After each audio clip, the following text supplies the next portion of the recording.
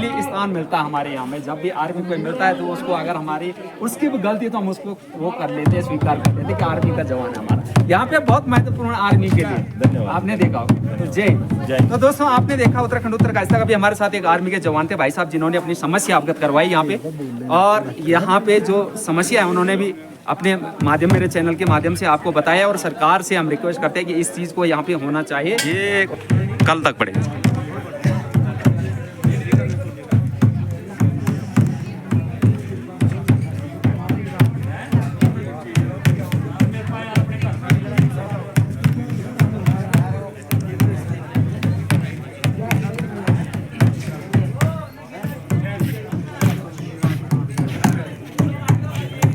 नमस्कार दोस्तों, आप देख रहे हैं उत्तराखंड उत्तरकाशी तक। और इस समय मैं खड़ा हूँ रुद्रप्रयाग डिस्ट्रिक्ट के तुंगनाथ महादेव के मंदिर में।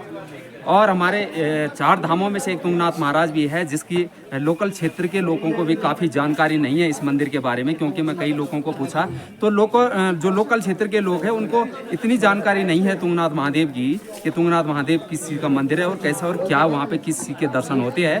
अधिकतर बाहर के लोगों को तो इसकी जानकारी ज़्यादा नेट में मिल जाती है, लेकिन लोकल क्षेत्र के काफ़ी जगह गए मैं, उनको इसके बारे में पता ही नहीं है। तो दोस्तों मैं बात करता हूँ पंडित जी से। मेरे साथ है यहाँ पे पंडित जी आपका नाम?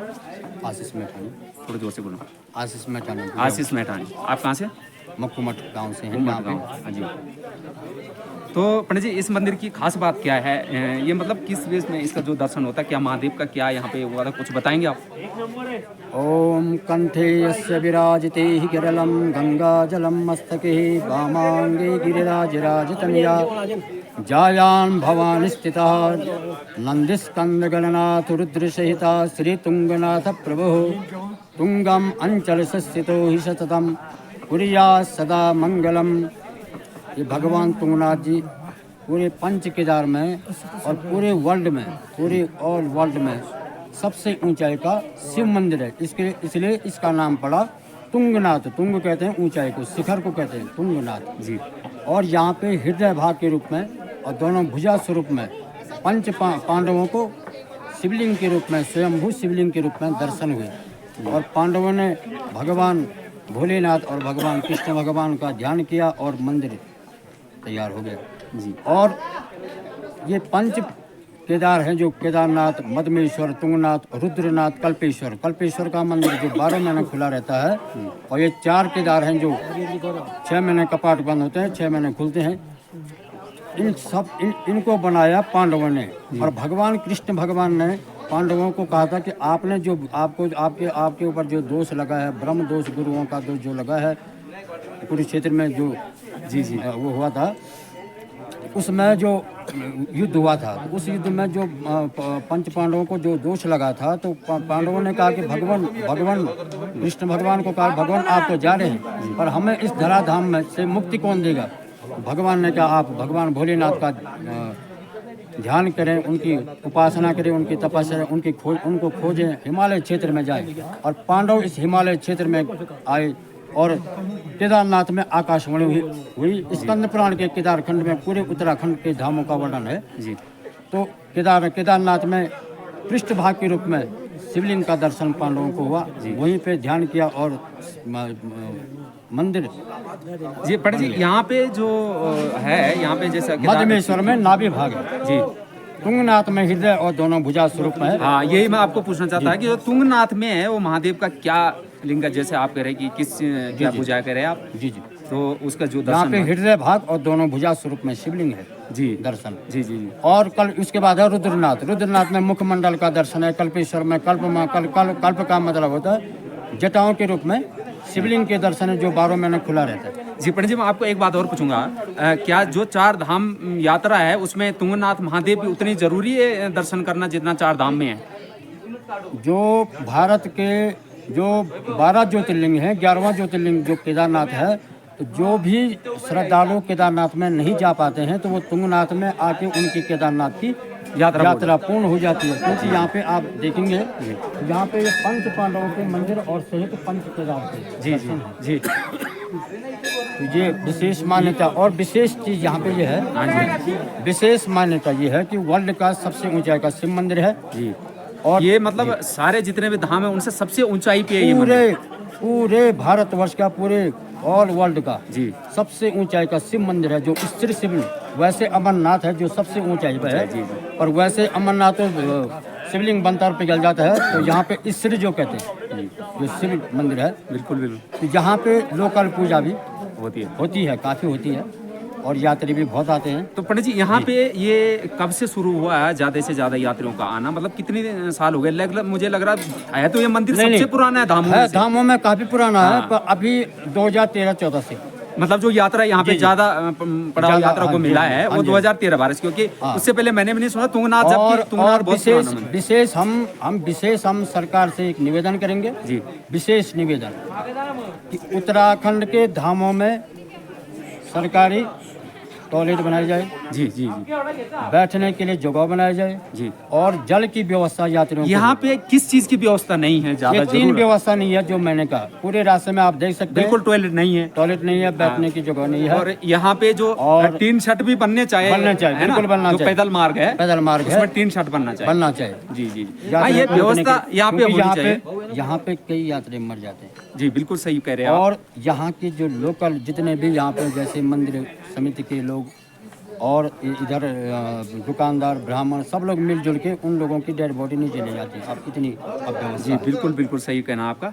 और यहाँ पे पत्थर आने का भी दिक्कत हो, तो जैसे 3 शट लगे हुए कई धामों में हैं, तो वो 3 शट रास्ते में लगने जाए, और जैसे पानी की व्यवस्था और टॉयलेट की, और ये सभी चीज करना चाहिए सरकार को। दूसरी चीज अगर ठीक है, हम स्वागत करते हैं अपनी सरकार का, और दूसरी चीज ये है कि यहाँ का जो पौराणिक पत्थर है वही लगे। जी बिल्कुल सही कहना आपका। नहीं तो इन धामों को पुरातत्व में सौंप दो, बिल्कुल सही। वही मेंटेनेंस करेगा। हाँ, ये टाइल्स टूल्स लगाना नहीं है। नहीं, जो आपने यहाँ टाइल्स लगाए, आज से 3 साल बाद सब खत्म हो जाएगा। सब खत्म हो जाएंगे बिल्कुल। और ये जो हमारे परंपराएं पत्थरों से और उससे है, वही होना चाहिए। वही होना चाहिए हर मंदिर में। हम यही कहते हैं। हाँ, बिल्कुल सही। उत्तराखंड के जितने भी धाम है, जी जी, आज सुख साधन संसाधन पूरा हो गया जी, और उसके बावजूद भी आज काम नहीं हो पाता है। और उस टाइम पे कुछ नहीं था जिस टाइम पे आज गुरु शंकराचार्य जी इस धराधाम में, इस उत्तराखंड में आके इन धामों को खोजा, इनकी पूजा प्रतिष्ठा व्यवस्थाएं चलाए। आज गुरु शंकराचार्य जी ने भारत का, उत्तर भारत का धाम है बद्रीनाथ धाम, उत्तर भारत का मठ है जोशी मठ, और जोशी मठ के अंतर्गत जितने भी ये धाम हैं, जो मतलब एक पौराणिक धाम है, इनकी व्यवस्थाएं आज गुरु शंकराचार्य जी ने चलाई। अपने साथ 2 पुजारी लेके आए थे, एक पंच केदार और एक पंच बद्री की पूजा करता था, जो आज रावल के नाम से जाने जाते हैं। तो इसमें क्या सरकार का कुछ है या मंदिर में इसमें पूरा है? ये पर्यटक विभाग से है। ये जो यहाँ आप देख रहे हैं सारा ये मेंटेनेंस जो हो रहा है विभाग ने जी उन्होंने किया। अच्छा। पर हम ये रिक्वेस्ट करते हैं जी, जो किया अच्छा किया, काम बहुत बढ़िया हो रखा है, और रिक्वेस्ट हमारा एक ही है, यहाँ का ये सारा पत्थर हटा के यहीं का पत्थर लगना चाहिए। जी बिल्कुल सही है। जो पुरानी परंपराएं हमारी, उसी चीज को लगना चाहिए। कोई अपनी तरफ से प्रकृति को नहीं हिलाना चाहिए, ना उसमें कोई बदलाव करना चाहिए, क्योंकि हमारा विनाश का कारण बिल्कुल, अगर हम अपनी परंपराओं को छोड़ते हैं तो इसमें विनाश हो गई होगा।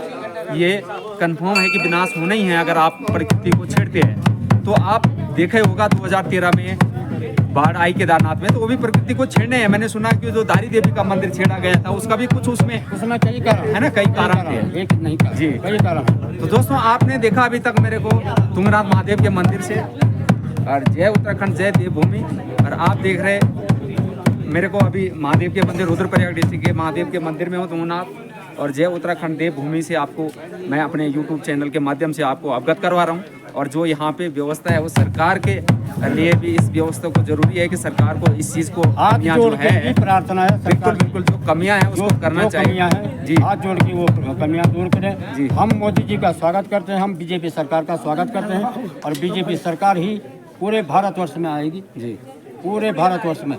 और हम यही कोशिश करेंगे, क्या कहते हैं उसे, यहाँ की जो परंपरा है उसको, उससे छेड़खानी न किया जाए, क्योंकि प्रकृति से छेड़खानी किया, प्रकृति से छेड़खानी किया तो पूरा धराधाम उलट पलट हो जाएगा। जी बिल्कुल सही कहना आपका। तो दोस्तों अभी हाँ आप कुछ कहना चाहते हैं? यहाँ पर सर मेरा नाम दिनेश सिंह नेगी है। हमारे घोड़े थोड़ा आगे आ जाओ। हमारे घोड़े चलते हैं सर यहाँ पर, हमारी एक यूनियन है जी। और 4 किलोमीटर है, 12,700 मीटर की ऊंचाई है। हम यात्रियों के लिए, घोड़ों के लिए रास्ते में कोई पानी नहीं है, कोई लाइट की व्यवस्था नहीं है, कोई शौचालय नहीं है। गाड़ियों के लिए लाखों गाड़ी नीचे चोटों में लगती है, गाड़ियों के लिए कोई पार्किंग नहीं है, पार्किंग नहीं है। हमारी माता बहन कोई बम्बई से आते हैं, कोई कलकत्ता से आते हैं, कोई गुजराती से आते हैं, कोई गढ़वाली भी आते हैं। हमको शर्माना करना पड़ता है हर रास्ते में, कोई लाइटिंग बातों नहीं। और हम सब लोग यात्रियों से निवेदन करें, यहाँ पर प्रावण है हमारा, प्रावण से जो है हमारे विद्यालयों में जाओ, अपने रास्ते जाओ।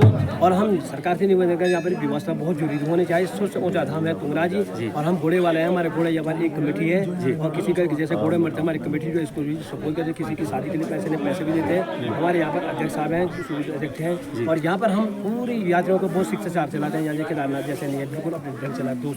216 घोड़े हैं यहाँ पर। और हम यात्रियों या सरकार से निवेदन करें, यहाँ पर जो है व्यवस्था बहुत जरूरी है, पार्किंग बहुत जरूरी होनी चाहिए नीचे साल। आपने देखा होगा गाड़ियों के लगे और यात्री इतने परेशान होते हैं। सरकार से हम निवेदन करें, एक छोटा बैंक भी जरूरी होनी चाहिए यहाँ पर बिल्कुल। और यहाँ पर कर्मचारियों के लिए, यहाँ पर जैसे तुंगनाथ में इतने ऊंचाई पे कर्मचारी हैं मंदिर के, इनके लिए कोई व्यवस्था नहीं है, लाइट नहीं है। यहाँ पर पानी की भी इन लोगों के लिए समस्या है। और इन लोगों के लिए जैसे खाना बनाने जैसे गैस है 2000 में जब बनाते हैं घोड़े में चल रहे हैं। यहाँ पर एक एकड़ के जरूरी होने चाहिए, लाइट की व्यवस्था होने।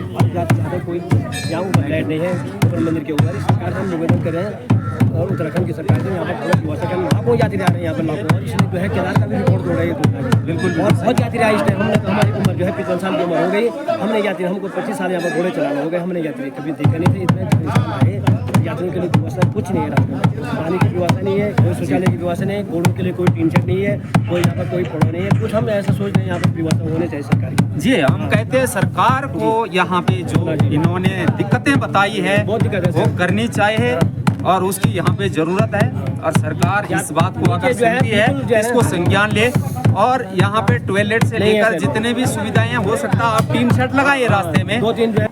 मैं यूपी मेरठ से आया हूँ जी। मैं एक भारतीय सेना का जवान हूँ जी। मैं पिछले 5 साल से भारतीय सेना में कार्यरत हूँ जी। 2-3 चीज़ बताऊँगा जो जरूरी है बिल्कुल। एक तो सबसे पहले नीचे पार्किंग की व्यवस्था होनी चाहिए जी बिल्कुल। दूसरी, अब ऊपर आ रहे हैं हम, इतनी हाइट है, 13,500 फीट हाइट है जी। तो किसी की तबीयत खराब हो जाए तो बीच बीच में कोई व्यवस्था नहीं है, किसी की रिपोर्ट की कोई मेडिसिन छोटी बहुत ही कोई होनी चाहिए जी। दूसरा, टॉयलेट बहुत सुंदर जगह है, भगवान का घर है, बहुत खूबसूरत जगह बिल्कुल। 2-3 जगह है, बस ये चीज़ होनी चाहिए। और तो सब भगवान की नगरी में है थोड़ा तो बहुत। आप आर्मी में हैं, तो आपके लिए जय हिंद, आप जय जवान जय किसान का नारा जिंदा रहे। और हमारे भाई सबसे बड़ा उत्तराखंड में हम फौजियों की बड़ी इज्जत करते हैं। आपने देखा हो हाँ बिल्कुल। आर्मी की सबसे पहली स्थान मिलता है हमारे यहाँ में। जब भी आर्मी को मिलता है तो उसको अगर हमारी उसकी भी गलती तो हम उसको वो कर लेते हैं, स्वीकार कर लेते हैं कि आर्मी का जवान है हमारा। यहाँ पे बहुत महत्वपूर्ण आर्मी के लिए धन्यवाद। आपने देखा हो तो जय जय। तो दोस्तों आपने देखा उत्तराखंड उत्तरकाशी का भी हमारे साथ एक आर्मी के जवान थे भाई साहब, जिन्होंने अपनी समस्या अवगत करवाई यहाँ पे। और यहाँ पे जो समस्या है उन्होंने भी अपने माध्यम, मेरे चैनल के माध्यम से आपको बताया। और सरकार से हम रिक्वेस्ट करते हैं कि इस चीज़ को यहाँ पे होना चाहिए और ज़रूरी इसकी ज़रूरत है। जय हिंद, जय उत्तराखंड, जय देव। तो है हाँ, जो काफ़ी ज़रूरत है इसकी। आपका